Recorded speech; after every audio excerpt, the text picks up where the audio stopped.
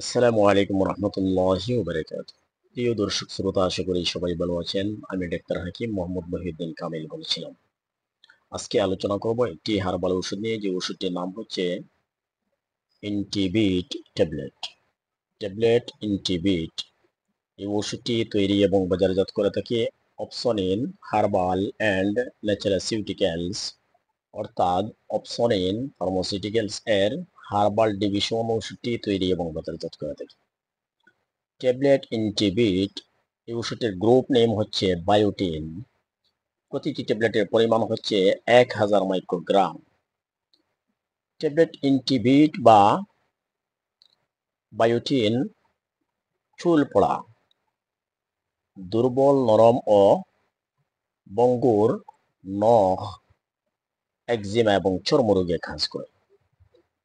মূলত বায়োটিন বা ইনটিবিট চুল, নখ এবং ত্বকের সুস্বাস্থ্যের জন্য অত্যন্ত ভালো কাজ করে।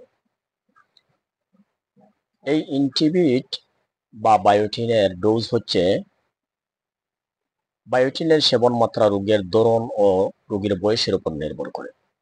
সাধারণত প্রতিদিন 1 থেকে 3টি ট্যাবলেট সেব্য অথবা রেজিস্টার্ড কোনো চিকিৎসকের পরামর্শ নিয়ে সেবন করা উচিত। শিশুদের ক্ষেত্রে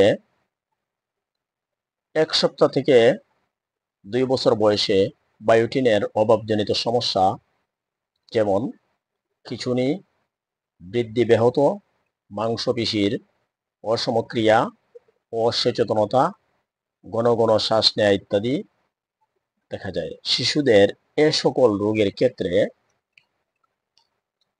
5 থেকে 10টি ট্যাবলেট গুঁড়া করে পানির সাথে বা ফলের জুসের সাথে মিশিয়ে খাওয়ানো যেতে পারে, অথবা কোনো রেজিস্টার্ড চিকিৎসকের পরামর্শ নিয়ে সেবন করা উচিত। বায়োটিন গর্ভাবস্থায় ও স্তন্যদানকালে সেবন করা যায় কিনা? কোম্পানিটি লিখছে ইনটিভিট বা বায়োটিন গর্ভাবস্থায় এবং স্তন্যদানকালে ব্যবহারের ক্ষেত্রে পর্যাপ্ত তথ্য পাওয়া যায়নি।